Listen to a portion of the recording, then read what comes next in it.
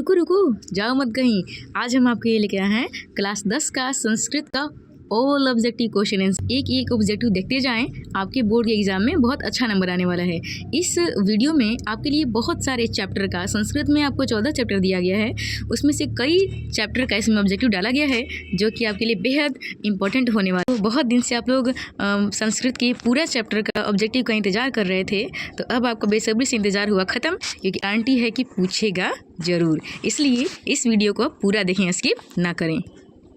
अगर आप इस चैनल पे नए हैं तो सब्सक्राइब जरूर कर लीजिएगा, क्योंकि इस चैनल पे बहुत सारे ऐसे वीडियो आने वाले हैं जो आपके एग्ज़ाम के लिए बहुत इम्पोर्टेंट हैं। का जो पहला चैप्टर है मंगलम, उसके ऑब्जेक्टिव की तरफ चलिए। पहला क्वेश्चन है, उपनिषद के रचनाकार कौन है?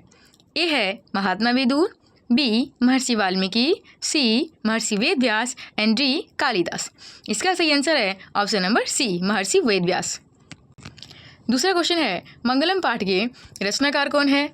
A Mahatma Vidur, B Maharshi Valmiki, C Maharshi Vedvyas and D Kalidas. इसका सही आंसर है ऑप्शन नंबर सी, महर्षि वेदव्यास। आपको बता दें कि उपनिषद को भी महर्षि वेदव्यास ने ही लिखा है, और ये जो मंगलम पाठ है वो उपनिषद से ही लिया गया है, तो जाहिर सी बात है कि उसको भी महर्षि वेदव्यास ने ही लिखा होगा। अगला क्वेश्चन देखते हैं।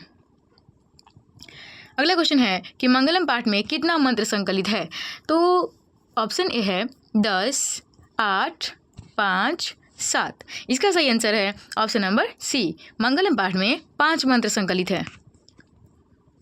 4 क्वेश्चन पूछ रहा है कि अणु से अणु क्या है? कहने का मतलब ये है कि जो हम मंगलम पाठ पढ़ेंगे उसमें बताया गया है कि छोटा से छोटा क्या है और बड़ा से बड़ा क्या है। तो इसका सही आंसर है आत्मा।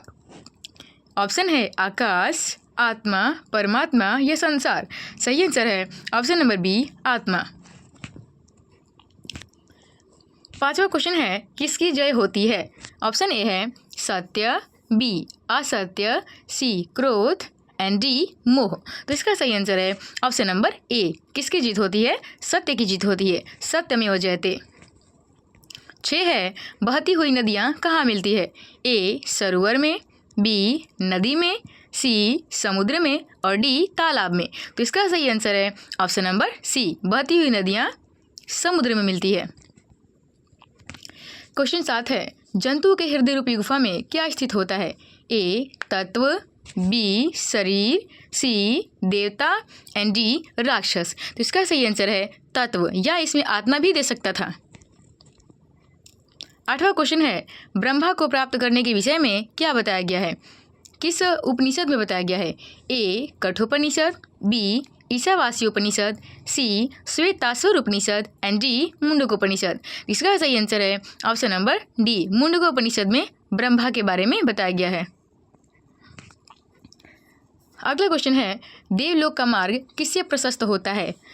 ऑप्शन है ए सत्य, बी असत्य, सी क्रोध एंड डी मोह। इसका सही आंसर है ऑप्शन नंबर ए, सत्य। 10 नंबर क्वेश्चन है, सत्य से क्या प्राप्त होता है? ए पृथ्वीलोक, बी नरकलोक, सी देवलोक एंड डी कोई नहीं। इसका सही आंसर है ऑप्शन नंबर सी, देवलोक। अगला क्वेश्चन है, मृत्यु को वश में कौन कर लेते हैं? ए मूर्ख, बी अज्ञानी, सी विद्वान एंड डी कोई नहीं। तो इसका सही आंसर है ऑप्शन नंबर सी, विद्वान। 12 क्वेश्चन है, किसकी जय नहीं होती है? ए सत्य, बी असत्य, सी क्रोध एंड डी मोह। इसका सही आंसर है ऑप्शन नंबर बी, असत्य। उपनिषद में किसकी महिमा का वर्णन किया गया है? ए स्व विषय, बी पर पुरुष, सी देव पुरुष एंड डी परम पुरुष। तो इसका सही आंसर है ऑप्शन नंबर डी, परम पुरुष की परमात्मा का वर्णन किया गया है। अगला क्वेश्चन है, उपनिषदों की संख्या कितनी है? ए 109, बी 108, सी 105 एंड डी 111। इसका सही आंसर है ऑप्शन नंबर सी, 100। इसका सही आंसर है ऑप्शन नंबर बी, 108। इसमें आंसर गलत दिया है, कोई बात नहीं, ऑप्शन नंबर 20 का सही आंसर होगा। आत्मा की गूढ़ रहस्य की किसमें व्याख्या की गई है? A Kathopanishad, B Ishavasya Upanishad, C Shvetashvatara Upanishad and D Mundakopanishad. इसका सही आंसर है option number A, Mundakopanishad. Option number A, Kathopanishad. 16 परमात्मा की महिमा का वर्णन किसमें किया गया है? A Kathopanishad, B Ishavasyopanishad, C Shvetashvatara Upanishad and D Mundakopanishad. इसका सही आंसर है ऑप्शन नंबर बी ईशावास्योपनिषद। 17 है ज्ञानी लोग और अज्ञानी लोग में अंतर किस में पाया जाता है? A Kathopanishad, B Ishavasyopanishad, C Shvetashvatara Upanishad and D Mundakopanishad. इसका सही आंसर है option number C Shvetashvatara Upanishad. 18 question है सत्य का मुख किससे ढका हुआ है? ए तांबा से, बी चांदी से, सी लोहा से एंड डी हिरणमय पात्र से। इसका सही आंसर है ऑप्शन नंबर डी हिरणमय पात्र से, सोने के पात्र से। आज का आपका पहला पाठ का लास्ट क्वेश्चन है सत्य का खजाना कहाँ है? ए पृथ्वी लोक पे, बी नरक लोक पे, सी देवलोक पे एंड डी कोई नहीं। इसका सही आंसर है ऑप्शन नंबर सी देवलोक पे। तो चलिए बिना देर किए आज दूसरा चैप्टर का भी ऑब्जेक्टिव कर ही लेते हैं। तो दूसरा चैप्टर का नाम है पाटलिपुत्र वैभव, जिसमें हम पटना के बारे में पढ़े थे और पटना के बारे में कुछ ऑब्जेक्टिव देखते हैं जो कि आपके एग्जाम की व्यू से बहुत ही इंपॉर्टेंट होने वाला है।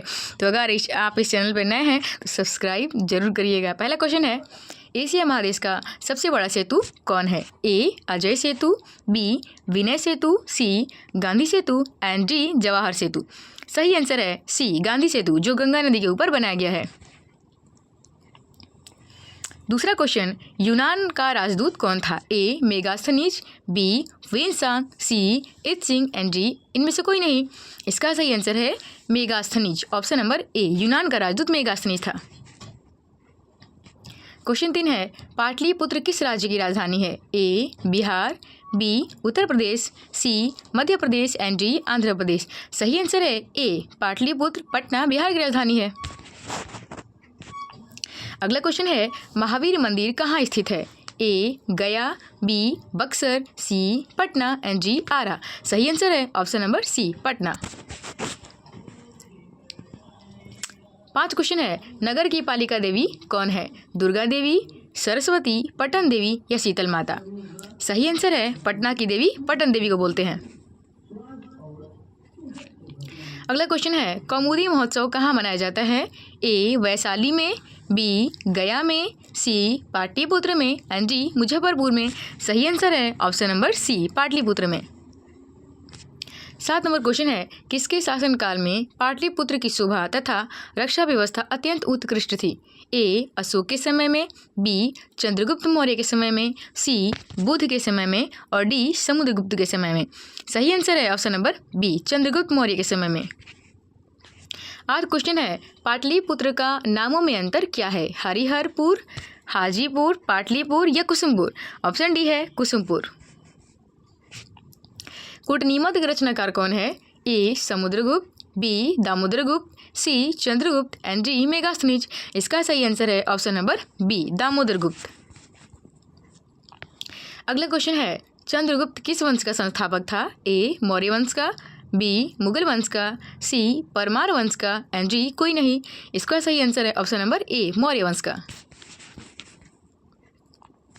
11 है सिखों के 10वें गुरु कौन थे? ए गुरु गोविंद सिंह, बी अर्जुन देव, सी परमार वंश एंड डी गुरु नानक। तो इसका सही आंसर है ऑप्शन नंबर ए गुरु गोविंद सिंह। 10वें गुरु गुरु गोविंद सिंह थे और पहले गुरु नानक थे और 5वें गुरु अर्जुन देव थे। ये तीनों याद रखिएगा।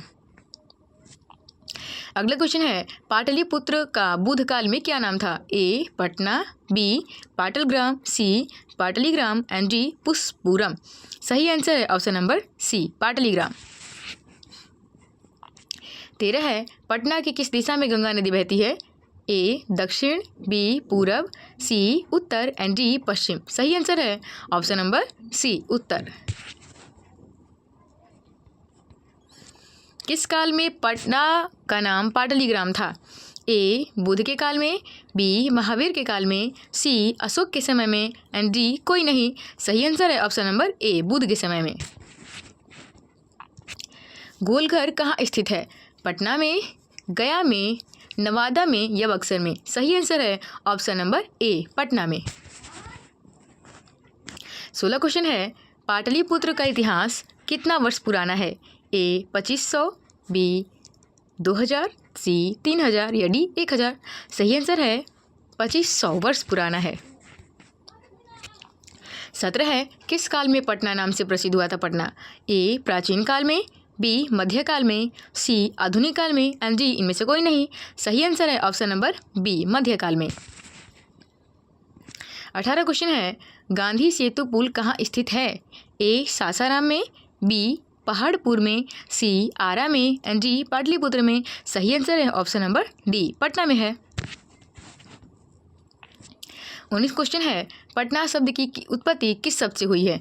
पतनाथ, पतनाथ, पतनाथ, पश्चिम। ये देखिए सारे में कुछ कुछ अंतर है, जिसका सही आंसर है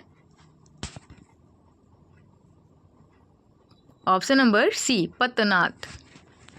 20 है, पाटलिपुत्र में किस महापुरुष की जन्म स्थल है? ए Guru Nanak, B Mahavir, C Guru Govind Singh and D Gautam Buddha. सही आंसर है ऑप्शन नंबर सी गुरु गोविंद सिंह। तीसरा पार्ट है आलस कथा, जिसको लिखा गया है विद्यापति के द्वारा। उसी का ऑब्जेक्टिव सेट लेते हैं। तो चलिए बिना देर की हम देखते हैं। पहला क्वेश्चन है, मैथिल कोकिल के नाम से कौन प्रसिद्ध था? A Vidyapati, B Narayan Pandit, C Kalidas and D Ved Vyas. इसका सही आंसर है ऑप्शन नंबर ए विद्यापति। दूसरा क्वेश्चन है, आलस कथा पाठ कहाँ से लिया गया है? ए अग्नि पुराण, बी पुरुष परीक्षा, सी रामायण एंड डी महाभारत। सही आंसर है पुरुष परीक्षा बी। 3 नंबर है, मिथिला का मंत्री कौन था? A Buddhivir, B Karmavir, C Dharmavir and D Vireshwar. सही आंसर है ऑप्शन नंबर डी वीरेश्वर। चौथा क्वेश्चन है, मनुष्य को कौन नष्ट कर देता है? ए धन, बी धर्म, सी आलस एंड डी कोई नहीं। तो इसका सही आंसर है ऑप्शन नंबर सी आलस। जिस तरह से एक दीमक लकड़ी को धीरे धीरे समाप्त कर देता है, पता भी नहीं चलता है, अंदर से खोखला कर देता है, उसी तरह से आलस होता है। हमको पता भी नहीं चलेगा और धीरे धीरे हमारे शरीर को बर्बाद कर देगा। भीषण भूख लगने पर भी कौन कुछ नहीं कर सकता है? ए आलसी, बी निर्बल, सी सच्चरित्र एंड डी निर्धन। इसका सही आंसर है ऑप्शन नंबर ए आलसी। 6 नंबर है, वीरेश्वर नाम का मंत्री कहाँ रहता था? ए पाटलिपुत्र में, बी मिथिला में, सी जनकपुर में एंड डी अयोध्या में। इसका सही आंसर है option number B Mithila. Mithila के जो मंत्री थे वही वीरेश्वर थे। 7 नंबर क्वेश्चन है, आलसियों को कौन अन्न और वस्त्र देते थे? A Buddhivir, B Karmavir, C Dharmavir and D Vireshwar. तो अगर आप ये चैप्टर पढ़े होंगे तो आपको पता ही होगा कि जो वीरेश्वर थे वो सबको धन और वस्त्र दिया करते थे। सही आंसर इसका है डी ऑप्शन नंबर डी। अगला है, आलसी पुरुष कितने थे? ए 2, बी 3, सी 4 एंड डी 4। सही आंसर है ऑप्शन नंबर डी 4। 2 ऑप्शन आ गया है, कोई बात नहीं। 9 नंबर क्वेश्चन है, आलस कथा पाठ में किस दोष का वर्णन किया गया है? ए अर्थ, बी धर्म, सी आलस एंड डी कोई नहीं। इसका सही आंसर है ऑप्शन नंबर सी आलस।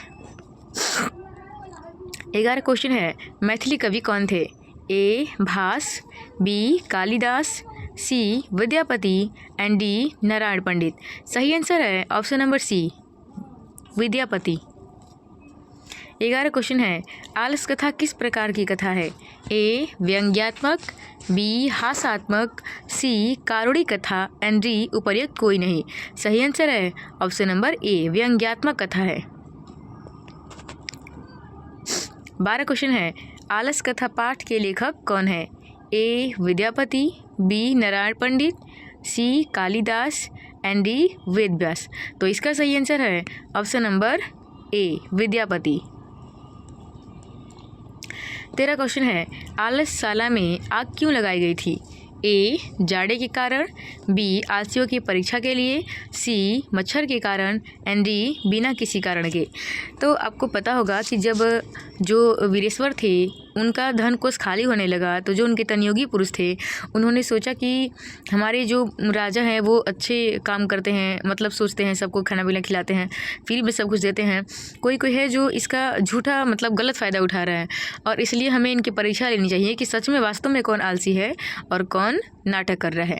तो इसकी परीक्षा लेने के लिए जब आला में सारे लोग सो रहे थे, सारे आलसी सो रहे थे, तो वहाँ पे आग लगा दिया गया था ताकि पहचान कर सकें कि वास्तव में आलसी कौन है। तो सही आंसर है ऑप्शन नंबर बी। आलस कथा पाठ में किस महत्व का वर्णन किया गया है? ए मानव गुण का, बी पशु गुण का, सी देवता गुण का एंड डी उपर्युक्त कोई नहीं। इसका सही आंसर है ऑप्शन नंबर ए मानव गुण। आलस कथा में मनुष्य के गुण और जो भी अवगुण है उसके बारे में बताया गया है। 15 क्वेश्चन है, गरीबों और अनाथों को प्रतिदिन कौन भोजन कराते थे? A Buddhivir, B Karmavir, C Dharmavir and D Bireshwar. सही आंसर है option number D Bireshwar, Mithila के मंत्री। 16 क्वेश्चन है, कारुणिक के बिना किसकी गति नहीं है? ए धूर्तों की, बी पतितों की, सी वाचालों की एंड डी आलसियों की। सही आंसर है ऑप्शन नंबर डी आलसियों की। 17 क्वेश्चन है, आलसशाला में लगी आग को देखकर कौन भाग गए? ए आलसी, बी धूर्त, सी अधिकारी एंड डी नौकर। तो आपको पता होना चाहिए कि जब आलसशाला में आग लगाया गया था तो जो सच में आलसी थे 4 लोग वहीं पे सोए थे, चादर तान की चादरों नहीं हटा रहा, मतलब आलसी के वजह से। और जो झूठे लोग थे, जो झूठे मतलब नाटक कर रहे थे कि हम आलसी हैं, वो लोग भाग गए थे। नंबर 4 जिसका नाम है संस्कृत साहित्य लेखिका। चलिए बिना देर किए हम इसके ऑब्जेक्टिव क्वेश्चन की तरफ देखते हैं। और सबसे पहली बात ये कि अगर आप इस चैनल पर नए हैं सब्सक्राइब जरूर करिएगा और कमेंट भी करिएगा ताकि हम जानें कि आपको आंसर आ रहा है कि नहीं। चलिए पहला क्वेश्चन देखते हैं। छम्माराव किस काल की लेखिका है? ए आधुनिक काल, बी मध्यकाल, सी प्राचीन काल एंड डी उपर्युक्त कोई नहीं। सही आंसर है ऑप्शन नंबर ए आधुनिक काल। दूसरा क्वेश्चन है, पुरुषों और नारियों के सहयोग से किसकी गाड़ी चलती है? ए देश का, बी नगर का, सी प्रांत का एंड डी समाज का। सही आंसर है ऑप्शन नंबर डी समाज का। 3 क्वेश्चन है, कंपन राय की रानी कौन थी? तो कंपन राय की रानी चलिए देखते हैं। A Pushpa Dikshit, B Tirumalamba, C Ganga Devi and D Pandit Kshamarao. सही आंसर है option number C Pandit Kshamarao, option number C Ganga Devi. चौथा क्वेश्चन है, इंद्राणी का वर्णन किस वेद में है? ए अथर्ववेद में, बी ऋग्वेद में, सी सामवेद में एंड डी कोई नहीं। सही आंसर है ऑप्शन नंबर सी सामवेद में। अगला क्वेश्चन है, मीरा लहरी की लेखिका कौन है? A Pushpa Dikshit, B Tirumalamba, C Ganga Devi and D Pandit Kshamarao. सही आंसर है option number D Pandit Kshamarao. अगला क्वेश्चन है 6 नंबर, संस्कृत साहित्य लेखिका पाठ में किसके महत्व का वर्णन किया गया है? ए पुरुष का, बी दुर्जन का, सी सज्जन का एंड डी औरत का। सही आंसर है ऑप्शन नंबर डी। संस्कृत साहित्य लेखिका में औरत के महत्व के बारे में बताया गया है कि जिस तरह से पुरुष इस समाज को चलाने के लिए ज़रूरी हैं उसी तरह से औरत भी इस समाज को चलाने के लिए ज़रूरी है। दोनों में से किसी एक को अगर हटा दिया जाए तो हमारा समाज बिल्कुल अपंग हो जाएगा, इसलिए दोनों की महत्व इसमें बताए गए हैं। अगला क्वेश्चन है, आधुनिक संस्कृत साहित्य लेखिका में कौन प्रसिद्ध है? तो A Kshamarao, B Urmila Devi, C Shanti Devi and D Ganga Devi. सही आंसर है ऑप्शन नंबर ए छमाराव। पंडित छमाराव आधुनिक काल के लेखिका हैं और इनके पिता का नाम शंकर पांडुरंग पंडित है। और आपके किताब में पढ़ने को मिला होगा कि ये अपने पिता के अस्तित्व को जीवित रखने के लिए एक काव्य लिखी हैं जिसका नाम है शंकर रचितम। इनके पिता का नाम शंकर पांडुरंग पंडित था। 8 नंबर है, शंकर रचितम किसकी रचना है? A Pushpa Dikshit, B Tirumalamba, C Ganga Devi and D Pandit Kshamarao. तो हम आपको थोड़ी देर पहले ही बताया है पहला क्वेश्चन में कि जो पंडित छमाराव हैं वो आधुनिक काल के लेखिका हैं और अपने पिता शंकर पांडुरंग पंडित की जीवनी को जिंदा रखने के लिए एक काव्य लिखी थी जिसका नाम था शंकर चरित्रम। तो यही लिखी है, इसका सही आंसर होगा ऑप्शन नंबर डी। 9वां क्वेश्चन है, लौकिक संस्कृत साहित्य में 40 कवित्रियों में प्रथम कल्प कौन थी? A Saraswati, B Vijayanka, C Gargi and D Maitreyi. सही आंसर है ऑप्शन नंबर बी। 10 क्वेश्चन है, ऋग्वेद में कितनी महिलाओं का वर्णन है? ए 24, बी 20, सी 18 एंड डी 16। सही आंसर है ऑप्शन नंबर ए 24। इसका अगर बुक पढ़िएगा तो आपको मिलेगा चतुर्विंशति 24। अगला क्वेश्चन है, अथर्ववेद में कितनी महिलाओं का वर्णन है? ए 7, बी 5, सी 6 एंड डी 8। सही आंसर है ऑप्शन नंबर बी 5। अथर्ववेद में 5 महिलाओं का वर्णन है, जिसमें पहला का नाम है यमी, दूसरा का नाम है अपाला, तीसरा का नाम है उर्वशी, चौथा का नाम है इंद्राणी और पांचवा का नाम है वागंभ्रीणी। ये 5 लेखिका का वर्णन है। 12 क्वेश्चन है, अच्युत राय की रानी कौन थी? तो अच्युत राय की रानी तिरुमलंबा थी। Option A Indrani, B Ganga Devi, C Urvashi and D Tirumalamba. सही आंसर है तिरुमलंबा। अगर इनका समय पूछे तो आप 16वीं सदी कहिएगा, क्योंकि जो गंगा देवी हैं उनके पति अच्युत राय, उन लोगों का समय 14वीं था और इनका समय 16वीं। 13 क्वेश्चन है, किस युग में मंत्रों की दर्शन के लिए न केवल ऋषि बल्कि ऋषिकाएँ भी होती थी? ए समांत युग, बी कलियुग, सी वैदिक युग एंड डी सतयुग। सही आंसर है ऑप्शन नंबर सी। वैदिक युग में केवल ऋषि नहीं बल्कि ऋषिकाएँ भी उनके कदम से कदम मिलाकर चलती थी। 14 है, याज्ञवल्क्य ने अपनी पत्नी को क्या शिक्षा दिया? ए नीति की, बी धर्म की, सी अर्थ की एंड डी आत्मतत्व की। सही आंसर है ऑप्शन नंबर डी आत्मतत्व की।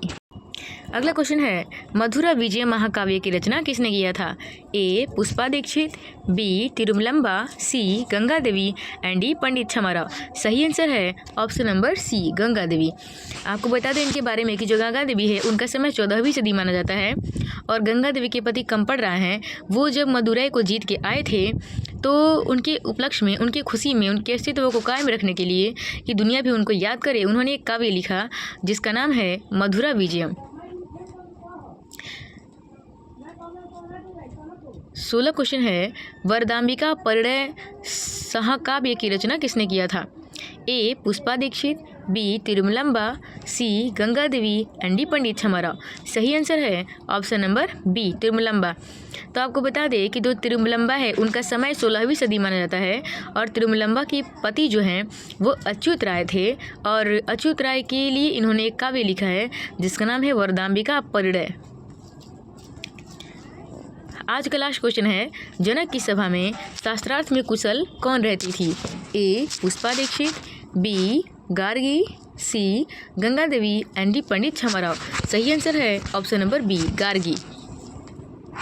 पाठ का नाम है भारत महिमा। आपको चैप्टर से ही पता चल रहा है कि भारत की महिमा के बारे में हमें जानना होगा और इस चैप्टर में, और इसका ऑब्जेक्टिव देखते हैं। पहला क्वेश्चन है, पुराण के रचनाकार कौन है?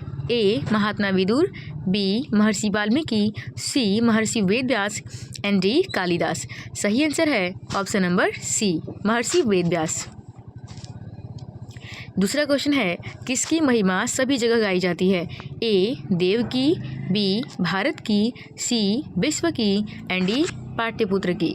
सही आंसर है ऑप्शन नंबर बी भारत की महिमा सभी जगह गाई जाती है। हमारा भारत पूरे जगत का गौरव है, इसकी महिमा सब लोग गाते हैं। तीसरा क्वेश्चन है, इस देश के गुणगान देवता लोग, किस देश के गुणगान देवता लोग करते हैं? A Bharat, B Pakistan, C Sri Lanka and D Bangladesh. सही आंसर है ऑप्शन नंबर ए भारत। हमारा भारत जो है उसके गुणगान बस लोग ही नहीं देवता भी करते हैं।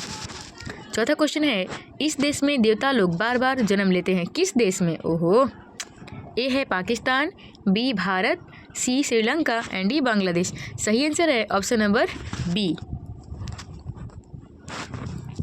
अगला है, कौन गीत गाते हैं? ए देवता, बी दानव, सी मनुष्य एंड डी इनमें से कोई नहीं। सही आंसर है ए देवता। 6 नंबर क्वेश्चन है, भारत की शोभा की कौन प्रशंसा करते हैं? ए देवता, बी दानव, सी मनुष्य एंड डी जंतु। सही आंसर है ऑप्शन नंबर ए देवता। भारत की महिमा कहाँ गाई जाती है? ए वहाँ, बी पटना, सी यहाँ एंड डी सभी जगह। सही आंसर है ऑप्शन नंबर डी, सभी जगह गाई जाती है। 8वां क्वेश्चन है, भारत भूमि किससे सेवित है? ए सागर से, बी पर्वत से, सी झरना से एंड डी उपर्युक्त सभी। सही आंसर है डी। भारत एक ऐसा देश है जहाँ पे नदी, पर्वत, झरना को देखने से ऐसा प्रतीत होता है कि हमारे भारत के वो लोग सेवा में लगे हुए हैं। 9 क्वेश्चन है, जगत का गौरव कौन है? A Pakistan, B Bharat, C Sri Lanka and D Bangladesh. सही आंसर है option number B Bharat. 10 question है, भारत महिमा पाठ का प्रथम पद या श्लोक कहाँ से लिया गया है? ए विष्णु पुराण से, बी पद्म पुराण से, सी भागवत पुराण से एंड डी वराह पुराण से। सही आंसर है ऑप्शन नंबर ए विष्णु पुराण से। अगला क्वेश्चन है, हमारी भारतीय धरा कैसी है? हरी भरी, ऊंची, नीली और विशाला। सही आंसर है ऑप्शन नंबर डी विशाल। अगला क्वेश्चन है, जगत का गौरव कैसा है? चौकोर, बी गोल, सी शोभनीय एंड डी समतल। सही आंसर है ऑप्शन नंबर सी शोभनीय। 14 क्वेश्चन है, धर्म जाति के भेद से युक्त लोग भारत में क्या वहन करते हुए रहते हैं? ए कलह, बी एकता, सी अनेकता एंड डी शोक रहित। सही आंसर है ऑप्शन नंबर बी एकता के भाव से रहते हैं। 15 क्वेश्चन है, देवता क्या गाते हैं? ए गीत, बी लोरी, सी स्तुति एंड डी इनमें से कोई नहीं। सही आंसर है ऑप्शन नंबर ए गीत। अगला पाठ है 7 पाठ नीति श्लोका। नीति श्लोका में हमें नियम कानून के बारे में सिखाई गई है। चलिए इसका ऑब्जेक्टिव भी कर लेते हैं। 1 नंबर क्वेश्चन है, नीति श्लोक के रचनाकार कौन है? A Mahatma Vidur, B Mahatma Valmiki, C Maharshi Ved Vyas and D Kalidas. सही आंसर है option number A Mahatma Vidur. B question है 2 नंबर, विदुर नीति से संकलित पाठ का नाम क्या है? ए नीति श्लोक, बी भारत महिमा, सी मंगलम एंड डी मंदाकिनी वर्ण। सही आंसर है ऑप्शन नंबर ए नीति श्लोका। 3 क्वेश्चन है, प्रश्नोत्तर रूप में कौन सा ग्रंथ है? A Manusmriti, B Meghdoot, C Ramayan and D Vidur Niti. सही आंसर है ऑप्शन नंबर डी विदुर नीति। 4 नंबर क्वेश्चन है, किसके प्रश्न का उत्तर विदुर देते हैं? A Dushasan, B Krishna, C Arjun and D Dhritarashtra. सही आंसर है ऑप्शन नंबर डी धृतराष्ट्र। 5वां क्वेश्चन है, नरक के कितने द्वार हैं? ए 1, बी 2, सी 3 एंड डी 4। सही आंसर है ऑप्शन नंबर सी 3। क्षमा किसकी हत्या करता है? ए सात, धर्म, बी अर्थ, सी काम एंड डी क्रोध। सही आंसर है ऑप्शन नंबर डी क्रोध। क्षमा एक ऐसा वर्ड है जिससे बड़ा से बड़ा क्रोध, बड़ा से बड़ा गुस्सा भी लोग खत्म कर देते हैं।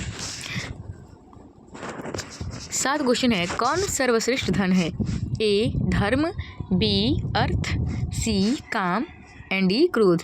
सही आंसर है ऑप्शन नंबर ए धर्म सबसे बड़ा ग्रंथ है, सबसे बड़ा धन है। 8 नंबर क्वेश्चन है, किससे सुख की प्राप्ति होती है?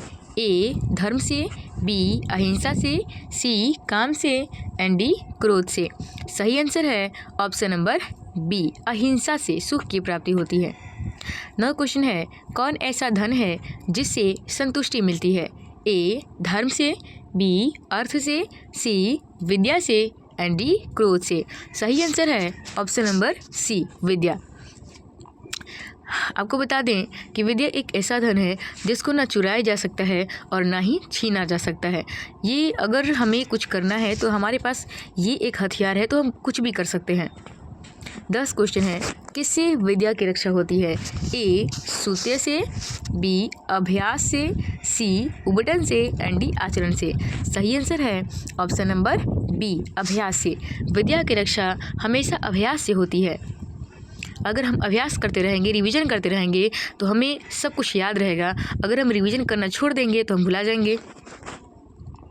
11 क्वेश्चन है, धर्म की रक्षा किससे होती है? ए औचित्य से, बी अभ्यास से, सी उबटन से एंड डी आचरण से। सही आंसर है धर्म की रक्षा सत्य से होती है।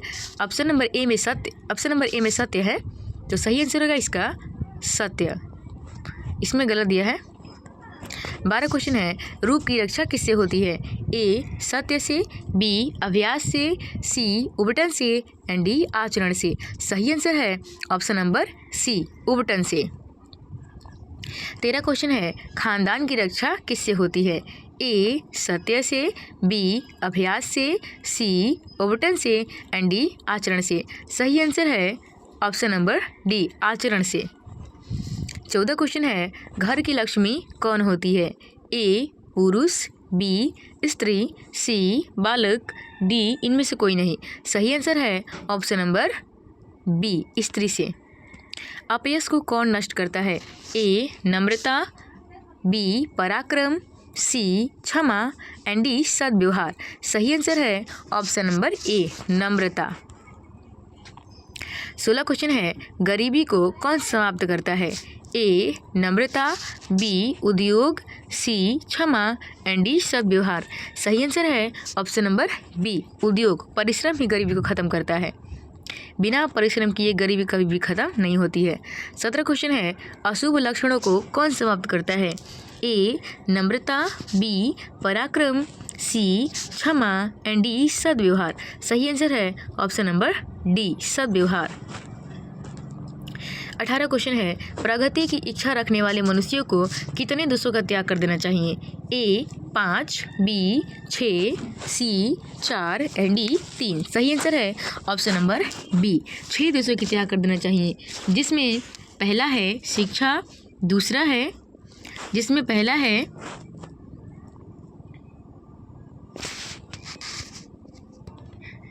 निद्रा, दूसरा है तंद्रा, तीसरा है भय, चौथा है क्रोध, पांचवा है दीर्घसूत्रता और 6 नंबर है आलस। सही आंसर है 6। 19 क्वेश्चन है, इस पार्ट का लास्ट क्वेश्चन, काम क्रोध और लोभ किसके द्वार हैं? ए स्वर्ग के, बी नरक के, सी पृथ्वी के एंड डी इनमें से कोई नहीं। सही आंसर है ऑप्शन नंबर बी काम क्रोध और जो लोभ हैं वो नरक के। 6 भी देख लेते हैं, जिसका नाम है भारतीय संस्कार। बहुत ही इंटरेस्टिंग चैप्टर है और क्वेश्चन भी इंटरेस्टिंग होने वाला है। पहला क्वेश्चन है, भारतीय संस्कार कितने होते हैं? ए 24, बी 20, सी 18 एंड डी 16। सही आंसर है ऑप्शन नंबर डी 16, जिसको संस्कृत में लिखा गया है सोडस। सीमांतोन्नयन संस्कार किस संस्कार में गिना जाता है? ए शिक्षा संस्कार में, बी मृत्यु के बाद के संस्कार में, सी जन्म से पूर्व के संस्कार में और डी विवाह संस्कार में। सही आंसर है ऑप्शन नंबर सी जन्म से पहले 3 संस्कार होते हैं, गर्भधान, पुंसवन, सीमांतोन्नयन, जिसमें सीमांतोन्नयन भी आता है। तीसरा क्वेश्चन है, शिक्षा संबंधी कितने संस्कार होते हैं? तो शिक्षा संबंधी संस्कार 5 होते हैं। ऑप्शन ए है 2, 3, 5, 6। सही आंसर है ऑप्शन नंबर सी 5। शिक्षा संबंधी में 5 आते हैं, जिसमें अक्षरारंभ, वेदारंभ ये सारे आते हैं। चलिए अगला क्वेश्चन देखते हैं। 4 नंबर, बचपन में कितने संस्कार होते हैं? ए 2, बी 4, सी 5 एंड डी 6। तो ये पूछ रहा है आपसे कि शैशवावस्था में कितने संस्कार होते हैं? सही आंसर है 6। शैशवावस्था में बहुत सारे संस्कार होते हैं, जैसे कर्ण वेदश्च होता है, चूड़ाकर्म होता है, बहुत सारे होते हैं। 5वां है, संस्कारों का मौलिक अर्थ क्या होता है? ए समारोह का आयोजन, बी लोगों का सम्मिलन, सी दोष दूर होते हैं तथा गुणों का निर्माण होता है और डी दान धर्म होता है। सही आंसर है ऑप्शन नंबर सी दोष दूर होते हैं तथा गुणों का निर्माण होता है। हमारे संस्कार ही ऐसे हैं कि हमारे गुण खत्म कर देते हैं और हमारे दोष खत्म कर देते हैं और हमारे अंदर गुणों का समाविष्ट करते हैं। 6 क्वेश्चन है, भारतीय संस्कार से किसका निर्माण होता है? ए सहिष्णुत्व, बी व्यक्तित्व, सी करुणत्व एंड डी मानवत्व। सही आंसर है ऑप्शन नंबर बी व्यक्तित्व का निर्माण होता है। हमारे कैरेक्टर चरित्र का निर्माण होता है हमारे संस्कार से। 7 क्वेश्चन है, वेद की पढ़ाई शुरू करना किस संस्कार के अंतर्गत आता है? ए जन्म से पूर्व, बी गृहस्थ, सी विवाह एंड डी शिक्षा। सही आंसर है ऑप्शन नंबर डी शिक्षा। वेद की पढ़ाई के बारे में आएगा तो शिक्षा संस्कार के अंतर्गत ही आएगा। 8 क्वेश्चन है, संस्कारों को कितने भाग में बांटा गया है? ए 2, बी 4, सी 5 एंड डी 6। सही आंसर है ऑप्शन नंबर सी 5। 9 क्वेश्चन है, मरने के बाद कितने संस्कार होते हैं? 1, 3, 5, 6। सही आंसर है 1। मरने के बाद तो आपको पता ही होगा कि जो अंतिम क्रियाक्रम होता है जिसको हम संस्कृत में बोलते हैं अंत्येष्टि संस्कार। 10 क्वेश्चन है, किस संस्कार के द्वारा मनुष्य गृहस्थ जीवन में प्रवेश करता है? ए जन्म से पूर्व, बी गृहस्थ, सी विवाह एंड डी शिक्षा। सही आंसर है ऑप्शन नंबर सी विवाह संस्कार के बाद जो मनुष्य है वो अपना गृहस्थ जीवन में प्रवेश करता है। 11 क्वेश्चन है, पुंसवन किस संस्कार के अंतर्गत आता है? ए जन्म से पूर्व, बी गृहस्थ, सी विवाह एंड डी शिक्षा। सही आंसर है ऑप्शन नंबर ए जन्म से पूर्व संस्कार में पुंसवन आता है। आपको पहले बताया है कि जन्म से पहले 3 संस्कार होते हैं, गर्भाधान, पुंसवन, सीमांतोन्नयन। 12 क्वेश्चन है, अंत्येष्टि संस्कार कब होता है? ए जन्म से पहले, बी पाणी ग्रहण, सी मरने के बाद एंड डी जीवन उपरांत। सही आंसर है अंत्येष्टि संस्कार मतलब होता है जो मरने के बाद होता है। सही आंसर है ऑप्शन नंबर सी मरने के उपरांत अंत्येष्टि क्रियाक्रम होता है। 13 क्वेश्चन है, अक्षर आरंभ करना किस संस्कार के अंतर्गत आता है?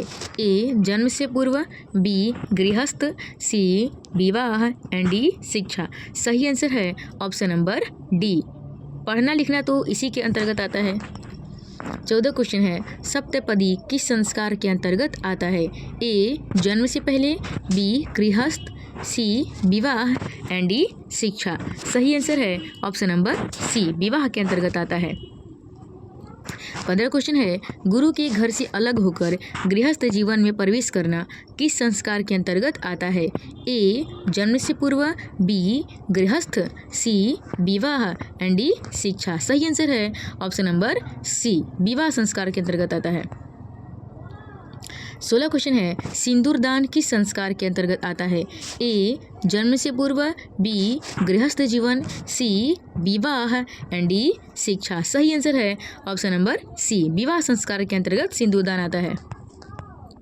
17 क्वेश्चन है, कौन शब्द सीमित रूप से व्यंग्य रूप में व्यवहार होता है? ए विकारी, बी अविकारी, सी संस्कार एंड डी ज्ञान शब्द। सही आंसर है ऑप्शन नंबर सी संस्कार शब्द आजकल बहुत सीमित हो गया है, क्योंकि आप लोग खुद फिल्म सीरियल टीवी देख रहे हैं तो कपड़े कितने छोटे छोटे हो गए हैं, विचार लोगों का कितना छोटा हो गया है। हमारे जो संस्कार काफ़ी सीमित रूप से आजकल प्रयोग किए जा रहे हैं। 18 क्वेश्चन है, गर्भधारण करना किस संस्कार के अंतर्गत आता है? ए जन्म से पूर्व, बी गृहस्थ जीवन में, सी विवाह में एंड डी शिक्षा में। सही आंसर है ऑप्शन नंबर ए जन्म से पूर्व गर्भधारण करना ये संस्कार आते हैं। 19 क्वेश्चन है, जन्म से पहले कितने संस्कार होते हैं? आपको हम बताए हैं कि जन्म से पहले 3 संस्कार होते हैं, गर्भाधान, पुंसवन, सीमांतोन्नयन। सही आंसर है बी 3। 20 क्वेश्चन है, गृहस्थ के कितने संस्कार हैं? तो सही आंसर है गृहस्थ जीवन में एक ही संस्कार होता है, विवाह संस्कार, जिसके बाद लोग अपने गृहस्थ जीवन में प्रवेश करते हैं। सही आंसर है ऑप्शन नंबर ए। 21 क्वेश्चन है, नामकरण किस संस्कार के अंतर्गत आता है? ए जन्म से पहले वाला, बी गृहस्थ जीवन में, सी शैशव में एंड डी शिक्षा में। सही आंसर है शैशव अवस्था में नामकरण संस्कार होते हैं, ऑप्शन नंबर सी।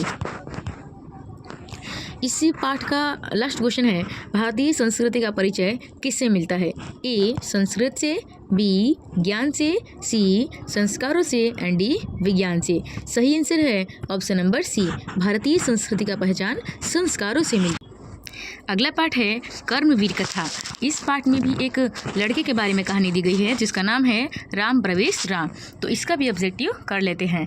1 नंबर क्वेश्चन है, कर्मवीर कथा समाज के किस वर्ग की कहानी है? ए धनी, बी दलित, सी कुलीन एंड डी अल्पसंख्यक। सही आंसर है ऑप्शन नंबर बी, दलित परिवार की कहानी है। वो इतना गरीब था कि उसके घर बनाने का मतलब उसके घर भी एकदम झोपड़ी का था, जो कि बस बरसात धूप से रक्षा कर पाती थी, बरसात से भी नहीं, इतना गरीब वो लोग थे। दूसरा, स्नातक परीक्षा में प्रथम स्थान पाकर किसकी ख्याति बढ़ी? ए शिक्षक की, बी महाविद्यालय की, सी राम प्रवेश राम की एंड डी राम प्रवेश के पिता की। सही आंसर है ऑप्शन नंबर सी, राम प्रवेश राम की ख्याति बढ़ी थी। 3 क्वेश्चन है, कर्मवीर कहाँ का रहने वाला था? ए भीखन टोला, बी जीवन टोला, सी रामा टोला एंड डी रोहर टोला। सही आंसर है ऑप्शन नंबर ए, भीखन टोला का रहने वाला था। 4 क्वेश्चन है, शिक्षक ने किसे पढ़ाना आरंभ किया था? ए बालक को, बी बालिका को, सी महिला को एंड डी राम प्रवेश राम को। इसका सही आंसर है option number D, Ram Pravesh Ram को शिक्षक ने पढ़ाना आरंभ किया था। 5 क्वेश्चन है, कर्मवीर राम प्रवेश राम ने कहाँ उन्नत स्थान पाया था? ए घर में, बी केंद्रीय लोक सेवा परीक्षा में, सी गांव में एंड डी स्कूल में। सही आंसर है ऑप्शन नंबर बी, केंद्रीय लोक सेवा परीक्षा में उसने उन्नत स्थान पाया था। 6 क्वेश्चन है, किसके अर्थभाव में भी राम प्रवेश राम ने महाविद्यालय में प्रवेश पाया? ए माता के, बी पिता के, सी स्वयं के एंड डी शिक्षक के। सही आंसर है पिता के अर्थभाव में भी उसने महाविद्यालय में प्रवेश पा लिया। पिता के पास पैसा नहीं था, लेकिन वो छोटे छोटे बच्चों को ट्यूशन पढ़ा के पैसा इकट्ठा करके अपना एडमिशन करवाया था महाविद्यालय में। सही आंसर है ऑप्शन नंबर बी। 7 है, भीखन टोला किस प्रांत में है? ए बिहार में, बी उत्तर प्रदेश में, सी मध्य प्रदेश में एंड डी राजस्थान में। सही आंसर है ऑप्शन नंबर ए, बिहार में। भीखन टोला देखने कौन आए थे? ए शिक्षक, बी राजनेता, सी छात्र एंड डी धार्मिक नेता। सही आंसर है ऑप्शन नंबर ए, शिक्षक देखने के लिए आए थे। 9 क्वेश्चन है, स्नातक परीक्षा में राम प्रवेश राम ने विद्यालय में कौन सा स्थान प्राप्त किया था? ए द्वितीय, बी तृतीय, सी प्रथम एंड डी कोई नहीं। तो इसका सही आंसर है ऑप्शन नंबर सी, प्रथम स्थान पाए थे। कर्मवीर ने कौन सा पद प्राप्त किया था? ए लिपिक, बी लघु पद, सी कर्मचारी पद एंड डी महत्तम पद। सही आंसर है ऑप्शन नंबर डी, महत्तम पद पाया था। 11 क्वेश्चन है, लक्ष्मी किस प्रकार के व्यक्तित्व के पास आती है? ए बलवान के पास, बी ज्ञानवान के पास, सी धूर्त के पास एंड डी उद्योगी के पास। तो सही आंसर है उद्योगी के पास, परिश्रम करने वालों के पास लक्ष्मी आती है। ऐसे ही सिंपल 12 क्वेश्चन है, कर्मवीर राम प्रवेश ने किस परीक्षा में उच्च स्थान प्राप्त किया था? ए मैट्रिक में, बी स्नातक में, सी केंद्रीय लोक सेवा परीक्षा में और डी राज लोक सेवा में। सही आंसर है ऑप्शन नंबर सी, केंद्रीय लोक सेवा परीक्षा में। 13 क्वेश्चन है, किसके ख्याति सभी जगह गूंजने लगा? ए राम प्रवेश राम की, बी राम नरेश राम की, सी राम अवधेश राम की एंड डी दुखित राम की। सही आंसर है ऑप्शन नंबर ए, राम प्रवेश राम की ख्याति हर जगह गूंजने लगी थी। 14 है, परिश्रमी पुरुष को कौन वर्ण करती है? A Saraswati, B Lakshmi, C Durga and D Ganesh. इसका सही आंसर है ऑप्शन नंबर बी, लक्ष्मी। परिश्रमी पुरुष के पास लक्ष्मी आती है। 15 है, दलित पुरुष का नाम क्या था? A Ram Pravesh Ram, B Ram Naresh Ram, C Ram Awadhesh Ram and D Dukhit Ram. सही आंसर है ऑप्शन नंबर ए, राम प्रवेश राम नाम था। 16 क्वेश्चन है, कर्मवीर कौन है? राम प्रवेश राम, जीतन राम, बलराम एंड जयराम। सही आंसर है ऑप्शन नंबर ए, राम प्रवेश राम। 17 क्वेश्चन है इस पार्ट का लास्ट क्वेश्चन, बालक किसके शिक्षण शैली से आकृष्ट हुआ था? ए शिक्षक के, बी प्रधानाध्यापक के, सी प्रशिक्षक के एंड डी पंडित के। इसका सही आंसर है ऑप्शन नंबर ए, शिक्षक के शिक्षण शैली से वो आकृष्ट हो चुका था। है 9 स्वामी दयानंद, इसका भी ऑब्जेक्टिव देख लेते हैं। और पहला क्वेश्चन है, आर्य समाज की स्थापना किस नगर में हुई थी? ए बंगलुरु में, बी मद्रास में, सी मुंबई में एंड डी पटना में। सही आंसर है ऑप्शन नंबर सी, मुंबई में आर्य समाज की स्थापना हुआ था, स्वामी दयानंद ने किया था। दूसरा, स्वामी दयानंद का जन्म किस गांव में हुआ था? ए झंकारा में, बी टंकारा में, बहुत अच्छा नाम दिया है, सी लंकारा में और डी अंकारा में। क्या बात है, सही आंसर है ऑप्शन नंबर बी, टंकारा में। तीसरा है आर्य समाज की स्थापना कब हुई थी? ए 1985, बी 1875, सी 1705 एंड डी 1930। सही आंसर है 1875। मूल शंकर किसका नाम था? ए स्वामी दयानंद का, बी राधा मोहन ओझा का, सी पंडित राम स्वरूप शुक्ल का एंड डी गणेश ओझा का। सही आंसर है ऑप्शन नंबर ए स्वामी दयानंद का। 5 क्वेश्चन है आर्य समाज के संस्थापक कौन थे? A Swami Vivekananda, B Swami Saraswatyanand, C Swami Ramatirtha and D Swami Dayanand. सही आंसर है option number D Swami Dayanand. 6 question है हिंदू समाज को छोड़कर किसने धर्म अंतरण अपनाया? ए निर्धन, बी दलित, अल्पसंख्यक, असहाय। तो सही आंसर है ऑप्शन नंबर बी दलित। पहले के लोगों जो दलित थे उन लोगों को काफ़ी ताड़ना प्रताड़ना दिया जा रहा था, जिसकी वजह से वो लोग अपना धर्म अपना रहे थे, दूसरा धर्म अपना रहे थे, अपना हिंदू धर्म छोड़कर। 7 क्वेश्चन है स्वामी दयानंद का जन्म कब हुआ था? ए 1985 में, बी 1885 में, सी 1824 में एंड डी 1930 में। सही आंसर है 1824 में। 8 क्वेश्चन है स्वामी दयानंद के माता पिता किसके उपासक थे? ए शिव के, बी विष्णु के, सी गणेश के एंड डी इंद्र के। सही आंसर है ऑप्शन नंबर ए शिव के उपासक थे। 9 क्वेश्चन है स्वामी दयानंद का निधन कब हुआ था? 1875 में, 1883 में, 1945 में या 1983 में। सही आंसर है ऑप्शन नंबर बी 1983 में, 1883 में। स्वामी दयानंद कौन थे? आर्य समाज संस्थापक, समग्र विकास संस्थान संस्थापक, ब्रह्म समाज संस्थापक, उपर्युक्त कोई नहीं। ऐसे कैसे बात में कोई नहीं, कुछ न कुछ तो थे किए थे। ए है आर्य समाज संस्थापक। सही आंसर। 11 समाज सुधारक कौन थे? ए Dayanand, B Rammohan Ojha, C Pandit Ram Swaroop Shukla and D Ganesh ओझा। सही आंसर है ऑप्शन नंबर ए स्वामी दयानंद। स्वामी दयानंद का जन्म किस प्रांत में हुआ था? गुजरात, बिहार, राजस्थान, पंजाब। गुजरात में हुआ था इनका जन्म। 13 सत्यार्थ प्रकाश किसकी रचना है? स्वामी दयानंद, राधा मोहन ओझा, पंडित राम स्वरूप शुक्ल, गणेश ओझा। सही आंसर है ऑप्शन नंबर ए स्वामी दयानंद। 14 क्वेश्चन है किसके कहने पर स्वामी दयानंद ने वैदिक ग्रंथ का प्रचार किया? ए गिरिजानंद, अमृतानंद, बिरजानंद एंड डी उपर्युक्त कोई नहीं। सही आंसर है ऑप्शन नंबर सी बिरजानंद के कहने पर। 15 निम्न में से कौन मूर्ति पूजा के विरोधी थे? स्वामी दयानंद, राधा मोहन ओझा, पंडित राम स्वरूप ओझा, गणेश ओझा। सही आंसर है ए स्वामी दयानंद। घर छोड़कर स्वामी दयानंद कहाँ गए थे?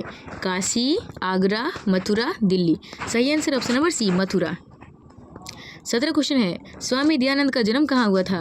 बंगाली, गुजरात के टंकरा गांव में, पंजाब में, पटियाला में। सही आंसर है ऑप्शन नंबर बी टंकरा में। पहले ही आप देखें ऑप्शन में टंकरा लंकरा दे रहा था, तो टंकरा में हुआ था इनका जन्म।